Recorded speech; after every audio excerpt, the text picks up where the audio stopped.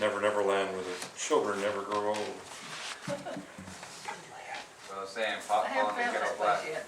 Yeah.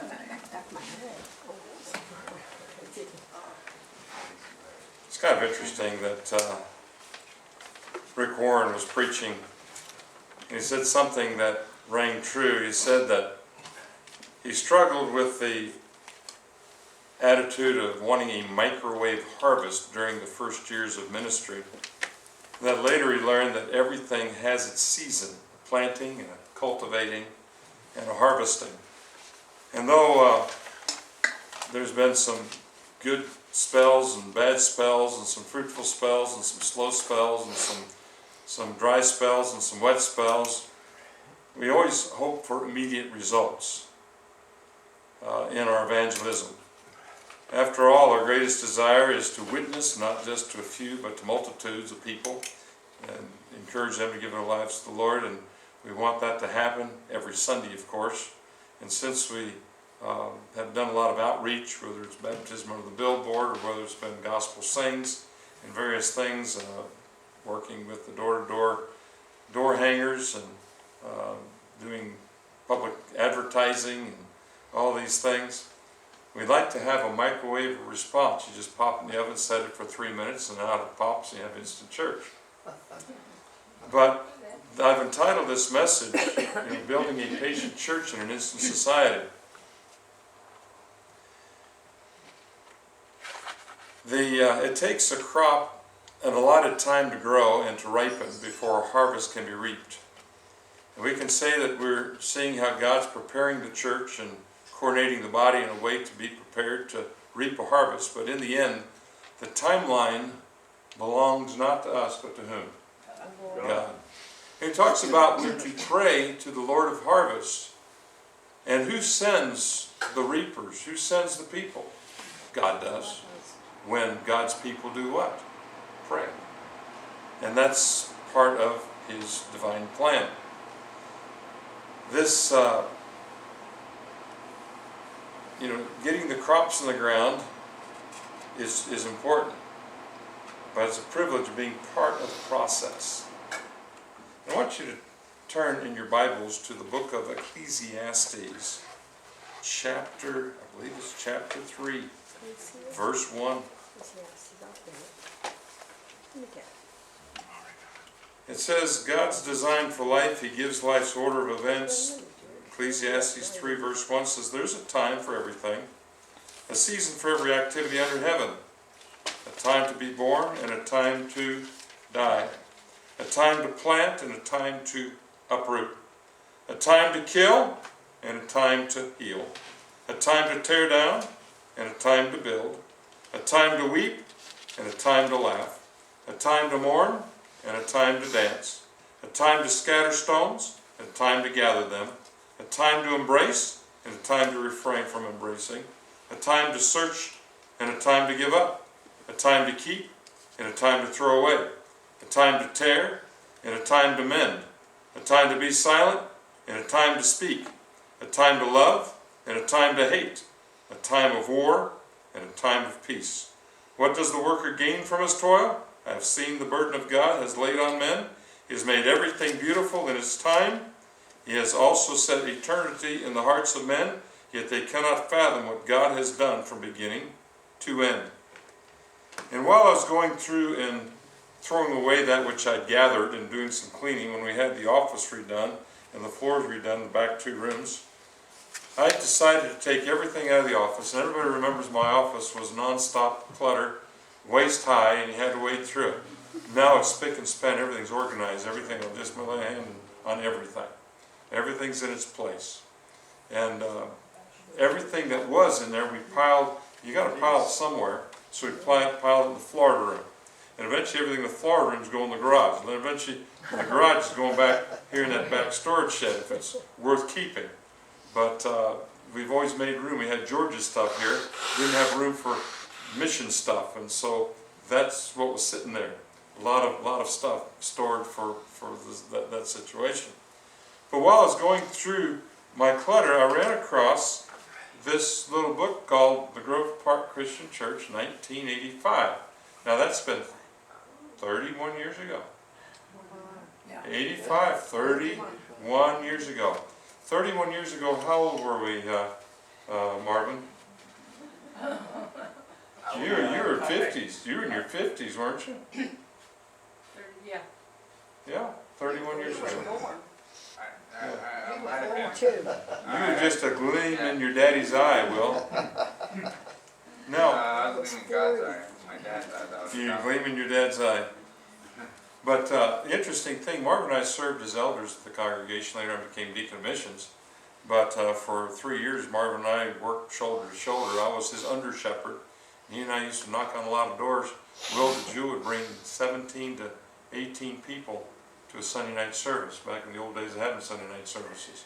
And then me and Marvin says, well, looks like we got 18 doors to knock on, and we did. We followed it up and encouraged those northerners to come back to church again. But in 1956, Paul Ingram and his family held the first service of the New Testament Christian Church in Lakeland at their home on Patterson Avenue. 11 people were present. The first service saw 6 additions and an offering of $21.41. The charter for the Central Christian Church was adopted January 26, 1957, and signed by 16 members. And I'm remembering here at this, we had a nucleus of about 8 people on the church here, between 8 and 10. And our first service, I don't know, we had 70. We were kissing 70 at our first service, but that was a kickoff with a lot of friends and family there to support. The second Sunday we met, we had 17. Reality, and that's where it was. In 1957, the membership voted to purchase 2 acres of land, including a house. They paid $15,000 for it back on Bartow Road. The first service was held at the present location, October 1957. Now that's about a year from the time they started to the time they were able to move into was 1 year. I mean, I'm looking at parallels history. I didn't realize how history repeats itself on time frame and people and all the other things. But it was 1 year they were able to meet in their house church. They had a groundbreaking and they built the educational building. And the first service was held in that building November 16, 1958. That's 2 years from the time they began in Paul's house to the time they bought their land to the time they're meeting in the educational building for first service. 2 years have passed by. And we were 11 months over at Grace, over at the Country Inn and Suites. And then we see the whole changeover of, meeting in this building for that period of time. There's a beautiful structure was dedicated in 1967. 9 years passed. The name of the congregation was changed to not New Testament Christian Church, that was called Grove Park Christian. Since its beginning, it's been served by 6 preachers. We've gone through 6 preachers here too, but we've still kept a couple of them. But they went through 6 preachers: Paul Ingram, U.S. Lester, Don Rayleigh, Bill McClure, Hoyt Johnson, Tom Van Meter. I only knew Paul, I only knew Hoyt, I only knew Tom Van Meter. And Roy was later. I mean, this is 1985. Roy was later. Because we worked as an elder and deacon with Roy for, Roy was our preacher and you and I served as elders for it, wasn't he, Mark? But it says Grove Park is a great church. It has everything. It has completed graded Sunday school. It has youth activities. It's a growing church. It meets Sunday school, morning worship, youth church, Christian youth hour, evening gospel hour, hour of power on Wednesday evenings, click for our teens, JKs for young children, meet each Wednesday at 7:30. The church offers other opportunities to serve our Lord. Standing firm in the gospel, it continues as a going church for a coming Savior.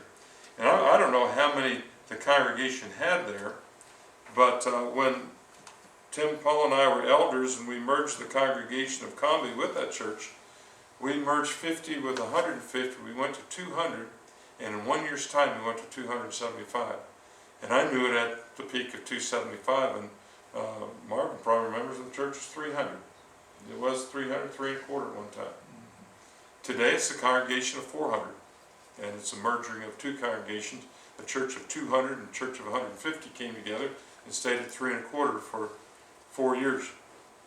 And finally, under new leadership, the church has grown up to about 400 there at Legacy.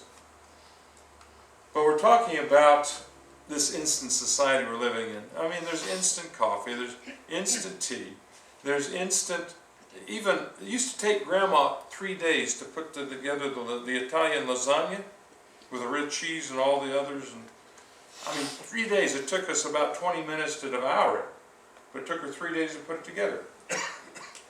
But I mean, you just take a lasagna and pop it in the oven. 30 minutes, hour, about an hour, and you pop it out. So in an hour you can do what used to take 3 days. But we've got this drive-in banking. Used to have drive-in banking. We have drive-in, food and fast food, and everything's got to be fast, fast, fast. But it's created a generation of a bunch of impatient people. They want instantaneous everything. If you don't produce as leadership, you don't produce instantaneous success, you're out of here, next. Instant, you're out of here, next. And I remember one preacher was told in Jamaica, you come, we're going to hire you, we want 100 baptisms this year. Can you do it? One preacher was honest, no, we can't hire you. Can you do it? No. And they hired another guy, said, oh yeah, no problem. No problem, man, no problem. I mean, 5 years later, there's still a congregation of 50 people. And but that's reality. It's just reality. Instant church doesn't happen. But here we talk about Patience Boulevard, and that's one of the areas that the scriptures talk about. To the fishermen, at first nothing happened. Then after several minutes, nothing continued to happen. Now when you fish, isn't there instant success every time you go fishing? Sometimes you're all day. But somebody told me one time that a lousy day fishing is better than a good day at work. Steve Jobs, you've heard of this success. I'm convinced that about half of what separates the successful entrepreneurs from the non-successful ones is pure perseverance. So that's Steve Jobs saying we're back to this instant versus perseverance and patience. 1 Corinthians chapter 3, verse 6, Paul's talking about growing a church in Corinth. He says, I, Paul, planted, Apollos watered. But who's the one that's the main head farmer, the chief husbandman? God Almighty. And you plant, and you invite, and you plant seed, and you touch lives, and you advertise, and you make witness, and you make testimony, and you invite, and do all that. You plant, somebody else comes up and waters, but then who ultimately gives the increase? It's God. It's not left up to us. The church there in Claremont was a congregation of about 80 people when I was teaching the Bible Institute. Today it's a congregation of 4,800 people, about 5 campuses all over Central Florida. Daughter's a school teacher there. And you wonder, what's the difference? When did it go from 80 to 4,800? Tragedy. The preacher, his wife was driving a car. She was rear-ended on coming up from Highway 75. The wife died, the daughter died, the other daughter was in the hospital for a week. He came home, he resigned the ministry. His youth minister became the preacher. And he had the personality to turn the thing around. And it was a youth minister that turned the church from a church of 80. And the tragedy of a death of a wife and a death of to begin. And finally the staff got together and says, let go, let God. If the church is going to be built, God's going to be the one that builds it. Hallelujah. And once they made that choice, things started turning around. Who then's Paul? Who's Apollos? But ministers, by whom you believed. Even the Lord gave to every man. I have planted, Apollos watered, but God gave the increase. So then neither is he that plants anything, neither he that waters, but God gives the increase. Now he that plants and he that waters are one. And every man shall receive his own reward according to his own labor. For we are laborers together with God. You are God's husbandry. You are God's building. And God is the one who brings back the seed. One of the ways we develop a patient church in an instant society is built through suffering. And the Bible talks about remember the patience of whom? Job. And we remember his suffering. It was some incredible suffering in which he went through. Losing his children, 10 children he buried in a single grave. He lost his health. he lost his wealth, he lost all his possessions and goods, and yet through it all, he endured with patience. We question, why do bad things happen to good people? And in John chapter 9, verses 1 to 5, it deals with that particular issue. And let's turn to that in our Bibles. The book of John, chapter 9, 1 through 5. You know, when I was a kid growing up, every time I hit my head or barked my shin bone, Mama would always say, God's punishing you. I hated that, Will. God's punishing you. Then I was 14 years old, cracked my head. 13 years old, I busted my shin bone or stubbed my toe. Ouch. In John chapter 9 it says, as he went along he saw a man blind from birth. His disciples asked him, Rabbi, who sinned, this man or his parents, that he was born blind? Kind of my mom saying, well, God's punishing him because he sinned or his parents sinned, and he's just getting his comeuppance. Neither this man nor his parents sinned, said Jesus. But this happened so that the work of God might be displayed in his life. As long as day, we must do the work of him that sent me. Night is coming when no one can work. While I am in the world, I am the light of the world. Having said this, he spit on the ground, made some mud with the saliva, and put it on the man's eyes, and says, go, wash in the pool of Siloam. This word means sent. So the man went and washed and came home seeing. Only one reason that man was born blind, so he could manifest God's miracle through Jesus Christ, touching his eyes and healing them. For no other reason, that man suffered so Jesus Christ can be magnified. That was his purpose. I didn't know this, Glenn knew this, but I didn't know this until I prepared this message. Rick Warren's 27-year-old son committed suicide. Rick Warren's a pastor to 20,000 people at the Saddleback Church. 2 years ago. I mean, it happened. The boy was going through depression. They got the best doctors. They got the best counselors. They got the best medication. The boy had mental illness. And the boy put a gun to himself, took his life. Why do bad things happen to good people? Mama, could I have a glass of tap water? It's been said, in the natural order of the world, suffering is random. Bad things happen to good people just about as often as they happen to bad people.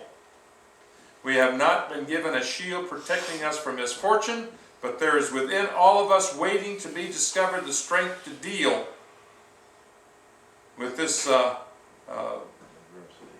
adversity, to overcome it and learn from it so that we can still find love, laughter, and joy despite it. Michael Josephson. It's kind of interesting that when God talks, he talks about making it rain on the just and the unjust.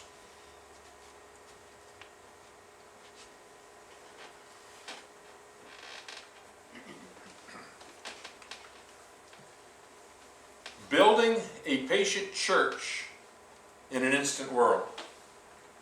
Building through dependence on God.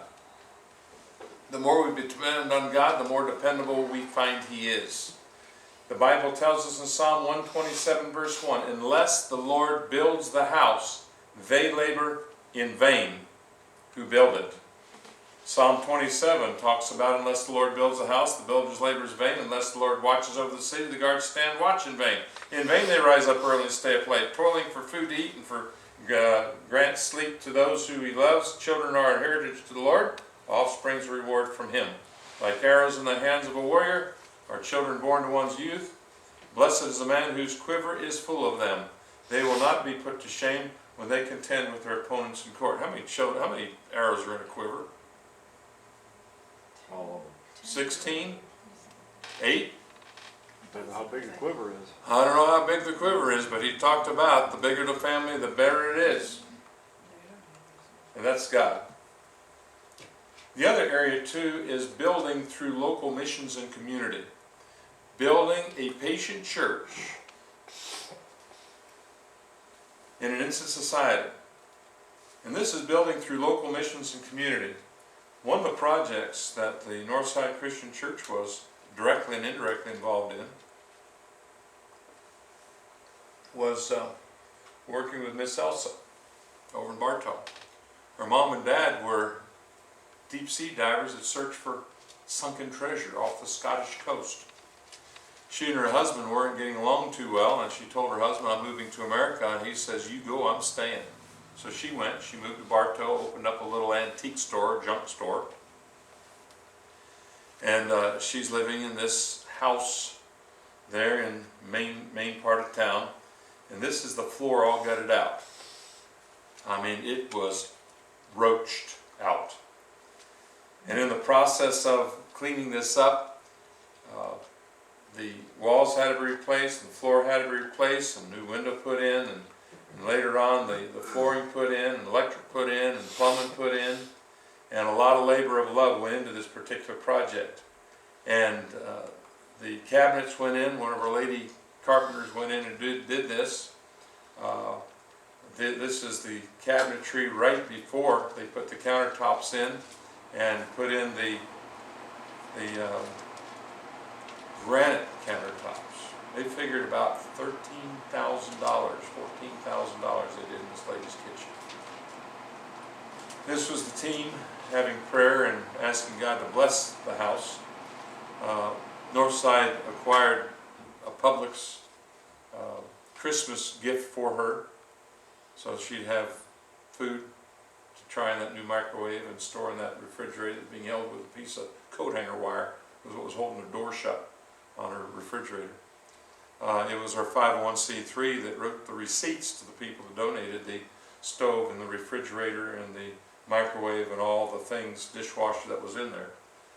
And we were working under the 501c3 of the Northside Church to see this particular project happen. We didn't have a big part in it, but we as a small church had a part in it. And this was Sylvia meeting with the older lady, Miss Elsa. How old is she, Mama? 88. 88 years Remember old. them telling us. Another thing that we think is, well, Glenn's taken a bunch of the guys down to breakfast in Zephyr Hills or Dade City. We have an outreach called the Archaeology Club. Morgan's been with us, Will's been with us, some have been with us. And you wonder, how in the world can you work with academia in sharing the gospel with people? And as a result of the Archaeology Club, we've had an opportunity to work with kids. I mean, we talk about how big is the Northside's youth group. Well, it's not meeting in this building, folks. It's 60 kids in the Winter Haven Library. It's 70 kids over at the Florence Villa Youth Center. It's 58 fifth graders over at Claremont Christian School. It's 30 ninth graders over at a private school. It's opportunity to work with kids, and a few going on a Wednesday morning to do Jamaica Mission from 7:30 in the morning till 12:30 noon in a few weeks, to talk with all grades from kindergarten up through ninth grade on the importance of missions in our life. Are we sowing seed? Are we planting seed? You hope you are. But this is my typical youth group I get to work with. And you're sharing with young people, and some of these are unchurched young people.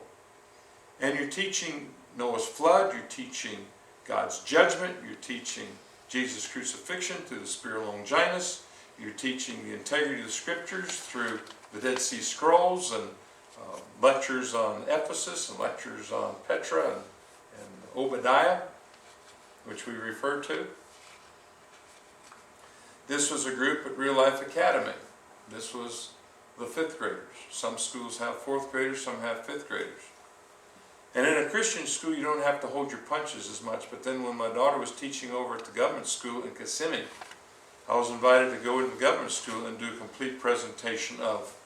And you're indirectly teaching them catastrophe or uniformitarianism. Everything happened through years and years, millions and millions and billions of years, or things happen instantaneously.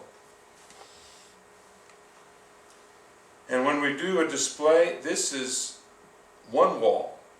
That display not only covered this wall, that display covered that wall, and that display covered up to this part of this wall. when we do a display for these kids, we fill 3 walls of this building with tables and display.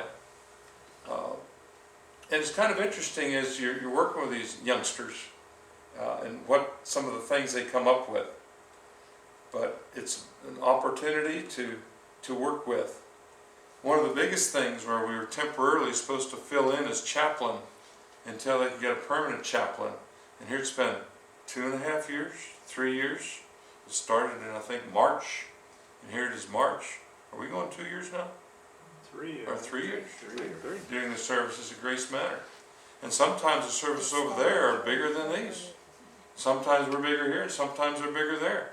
We have run out of communion cups, haven't we? Yeah. It's the problems you like to have, where you run out of communion cups with.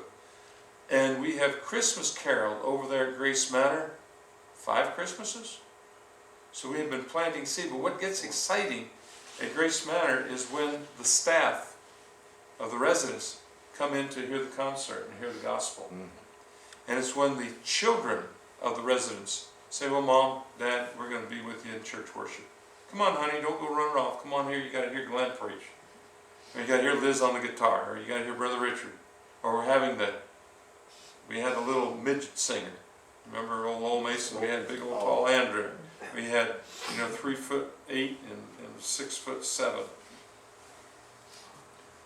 But Grace Manor, Christmas caroling and Sunday worship services has been our small church giving back to our community and serving our neighbors. And if our neighbors had never protested about a church being here and running a petition, we never would have run a counter petition. And our counter petition went next door for a signature. And from that was a connection with Grace Manor to later on begin services next door. And we were doing a Thursday devotional and a hymn sing. And sometimes I played bingo with them, Morgan, and they'd cheat. They'd give me 1 bingo card and they'd take 3. That's not fair in bingo.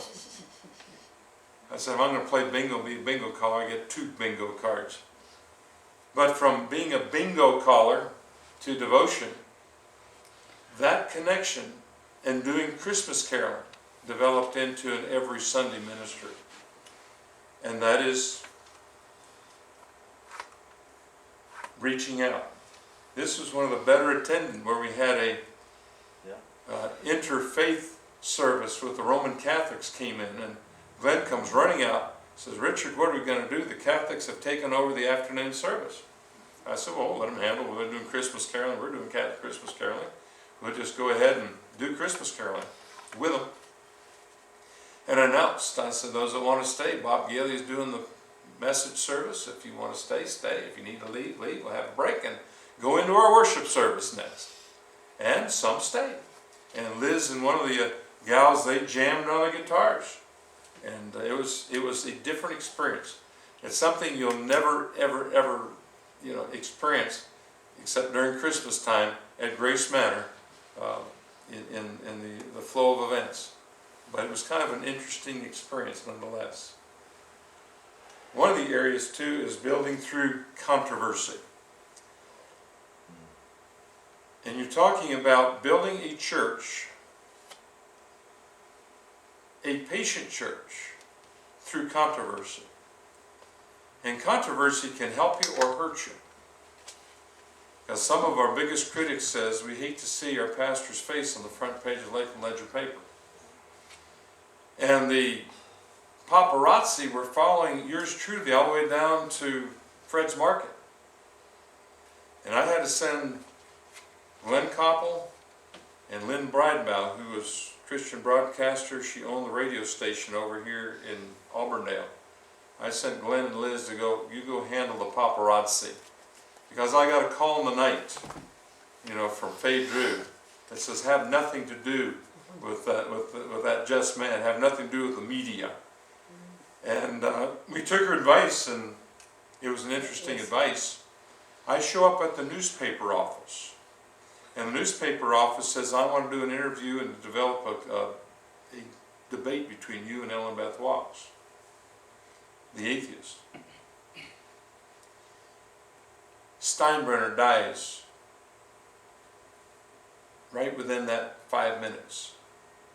Remember the day Kennedy died, all the news articles that got eclipsed? Well, Steinbrenner eclipsed yours truly in the debate with the atheists. And guess what? I didn't care. As far as I was concerned, you can spend hours and hours for a 2-minute news clip, and if you don't give them their interview, they'll make up. So if you don't give them a story, they'll make up a story. So it's better to help them make up their story than let it be on their own. This is building through controversy. This was when we had the privilege of leading the prayer for the city commission. And in the commission, some folks from out of town are out here. You notice the devil with a pitchfork over here? I don't know if you can see him. You can see him right here. This is Ellen Beth, and this is Portia, and this is Rob Curry. Rob Curry was the grandson of a Baptist evangelist, head of the atheist organization. She was a Jew. She wore a Star of David. And yet she blames the Holocaust for the reason she's an atheist. And Portia, of course, these are all part of that particular group. This was a picture many of you didn't see, but this is Ellen Beth Wax. She's in front of the South Florida Avenue Church of Christ. God does not believe in atheists. And she's proud of it. After the atheists came into Polk County, they put up about 14 billboards promoting Join Atheist Organization. They washed their prayers off the highways, asking God's blessing upon the county of Polk, because our church and other churches prayed over the county like Jesus wept over Jerusalem. And at every entry highway, we had 12 different church groups. And we were up north of town. Even Donna joined us in that particular. We prayed over our particular community. The atheists 1 year later come back and wash all the prayers off, supposedly. I get a call from the priest from the New York Diocese, says that the New York Diocese is praying for the Northside Christian Church. You don't think that got my attention? And we talked for a half hour one time, and a week later we talked for 45 minutes. And he was the priest who dedicated the cross at the World Trade Center Museum in New York City. And he was a street preacher, street priest. But any time a priest calls you up from New York City and says, we're praying for you, I had my critics say, did they pray in the name of Mary? Did they pray in the name of Jesus Christ? I says, right now, I don't care. I'm getting more encouragement from the Catholics than I was from some of my own brethren.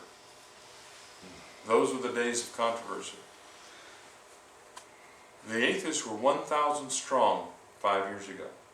Today in Central Florida, they're only 200. They lost 80% of their following. Not only did they lose 80% of the following, but yours truly went directly to jail. She did not pass go. She did not collect $200. She was thrown out of the atheist organization for behavior unbecoming a good atheist. You got to be bad. John Kiefer, who was vice president, she was president atheist. John Kiefer, because he was blabberjawing in the middle of a prayer at the school meeting when Gal Fields' wife, Kay Fields, who is chairman of the city commission or the county commission school board, her the preacher, who was Alex down at the Institutional Baptist Church, and I taught Greek for him in his Bible Institute some years back. Alex was saying the prayer, and they hauled him out with resisting arrest, without violence. But they hauled him off, and they said, you either go to anger management school, or you're 60 days or 6 months in Sheriff Grady Judd's jailhouse. So he chose anger management school. And he resigned the atheist organization too. 2 summers ago, it was June. Our deposition, our prayers, they recorded our prayers, my prayer and about 17 other prayers that were prayed at the city commission meeting. These prayers were part of the deposition submitted to the New York case that went to the Supreme Court. And this whole case was with the Supreme Court was the Supreme Court decided that prayer is tradition, Bible reading, chaplaincy is tradition, in God we trust is tradition, One nation under God is tradition. You're not going to change our tradition. And so June of 2 Junes ago, $178,000 later that our city paid to fight this situation. We won. But you talk about an incredible something. But building a patient church in an instant society, this is part of that incredible story.